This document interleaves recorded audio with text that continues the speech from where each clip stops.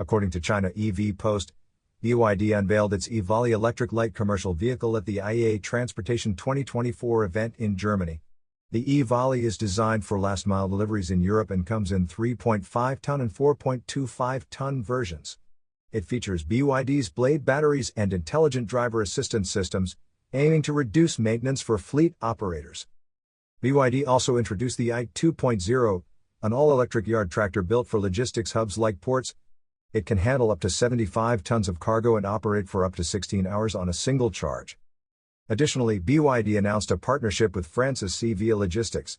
They will deliver 4 ETH8 all-electric trucks to the company by January 2025, which will be used in the Netherlands. BYD has sold over 110,000 commercial vehicles globally, with more than 85,000 of those being fully electric. From January to August this year, the company sold 9,651 commercial vehicles, marking a 9.27% increase from last year. You are listening to Yuan News.